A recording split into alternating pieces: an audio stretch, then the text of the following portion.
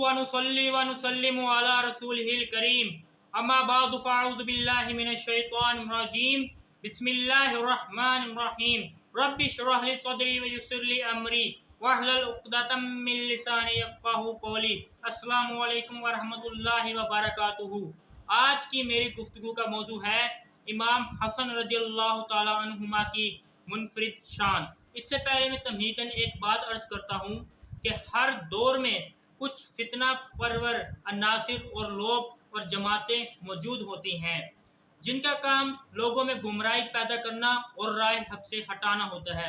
आज के दौर में भी ऐसी चीज़ें मौजूद हैं, ऐसे लोग मौजूद हैं और आज से पहले सूफिया इकराम रहमतुल्लाह अलैहि अजमाइन के दौर में भी फितना परवर अनासिर लोग मौजूद थे और उनसे पहले सहाबा इकराम रज़ियल्लाहु ताला अन्हुमा के दौर में भी कुछ फितना परवर लोग मौजूद थे जो लोगों को गुमराही करते थे।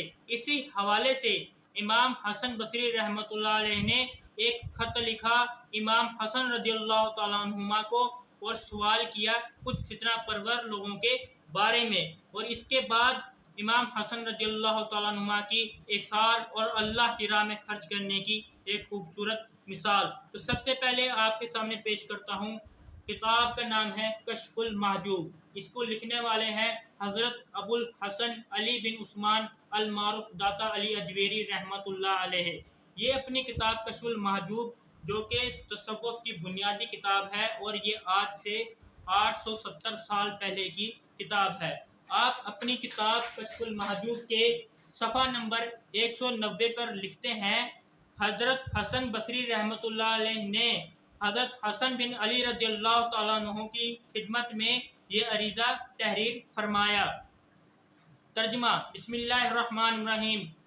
हज़रत हसन बसरी रहमतुल्लाह अलैहि ने अपने ख़त में लिखा, ए नूरे चश्म व जिगर गोशा ए रसूल सल्लल्लाहु अलैहि वालैहि वसल्लम, आप पर अल्लाह का सलाम, इसकी रहमतें और बरकतें नाजिल हों।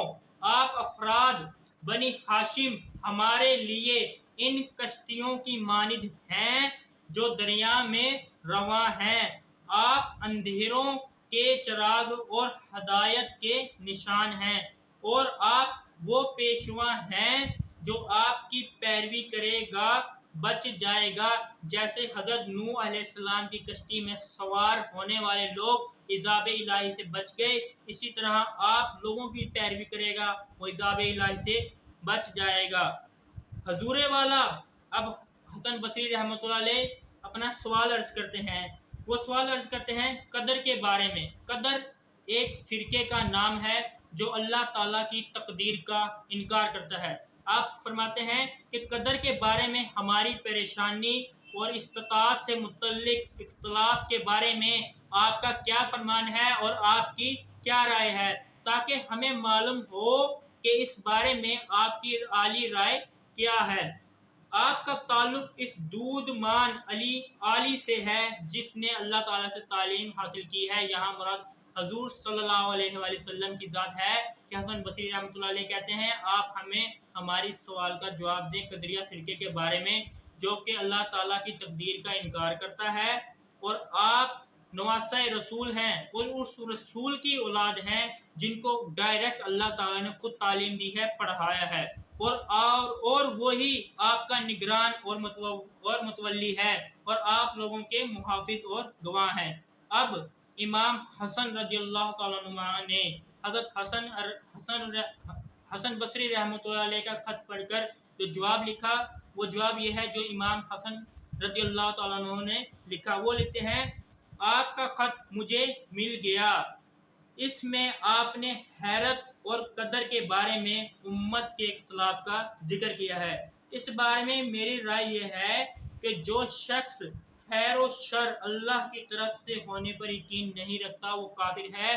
कि जो शख्स ये कहे कि बुरी चीज़ और अच्छी चीज़ अल्लाह की तरफ से नहीं होती वो काफिर है, बल्कि हर चीज़ खैर हो या शर हो अल्लाह की तरफ से होने पर यकीन होना चाहिए। इसके बाद लिखते हैं, जो शख्स अपने गुनाहों की निस्बत अल्लाह ताला की तरफ करता है वो फाजिर है कि गुनाह खुद करे और इनका इल्ज़ाम अल्लाह ताला की ज़ात पर डाल दे, वो शख्स भी फाजिर है। ये इमाम हसन रज़ियल्लाहु तआला अन्हु ने जवाब दिया। और आगे लिखते हैं, यानी तकदीर का इनकार कदरिया का मजहब है। जो कदरिया फिरका है उसका जो मजहब है वो तकदीर इलाही का इनकार करते हैं। और गुनाहों की निस्बत अल्लाह की तरफ करना जबरिया का अकीदा है। जबरिया भी एक फिरका था, वो गुनाहों की निस्बत अल्लाह ताला की तरफ कर देता था कि ये गुनाह हमसे नहीं हुआ बल्कि अल्लाह ताला ने हमसे करवाया, सुम्मा माज़अल्लाह।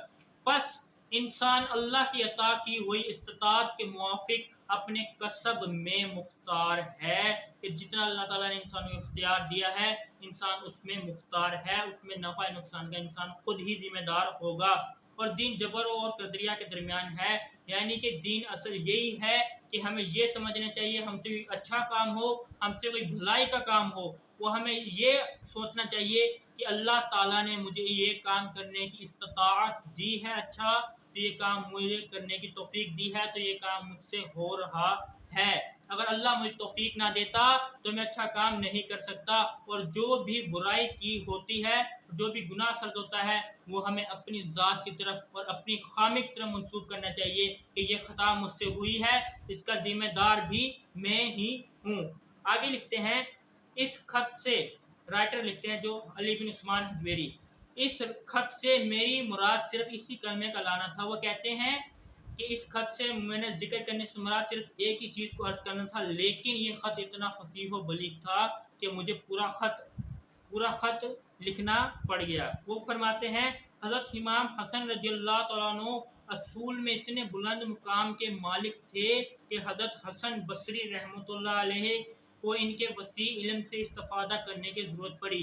और अब इसी किताब के सफ़ा नंबर 192 से जो मैं अभी पढ़ रहा हूँ, इसमें हज़रत इमाम हसन रज़ियल्लाहु तआला अन्हु की एक इसार और कुर्बानी और अल्लाह ताला की राह में खर्च करने का एक जज्बा मिलता है।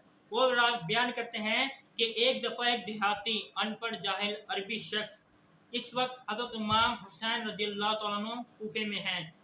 हज़रत इमाम हसन रज़ियल्लाहु तआला अन्हु कूफे में मौजूद थे। अपने मकान के बाहर एक अराबी शख्स आता है, इमाम हसन रज़ियल्लाहु तआला अन्हु को बुरा भला कहना शुरू कर देता है। इमाम हसन रज़ियल्लाहु तआला अन्हु पूछते हैं, ए मुसाफिर, ए अरबी, तुम्हारा आखिर क्या मसला है? तुम मुझे बुरा भला क्यों कह रहे हो? क्या तुम्हें अपनी मालो दौलत के तौर पर कुछ चाहिए? क्या तुम मजबूर हो? वो फिर भी इमाम हसन रज़ियल्लाहु तआला अन्हु को बुरा भला मुसलसल कह ही जा रहा था। तो इमाम हसन रज़ियल्लाहु तआला अन्हु ने अपने गुलाम को कहा, घर में जाओ और एक दिनार की थैली ले आओ। इमाम हसन ने अपने गुलाम को भेजा। जब गुलाम आया तो उसने एक दिनार की थैली इमाम हसन रज़ियल्लाहु तआला अन्हु के हाथों पर रख दी और इमाम हसन ने वो थैली उस बुरा भला कहने वाले को दे दी और कहा, ए मेरे दोस्त, मैं तुमसे माजरत करता हूँ कि मेरे घर में सिर्फ यही एक दिनार थे, यही कुछ जमा पूंजी थी जो मैं तुम्हें दे दी।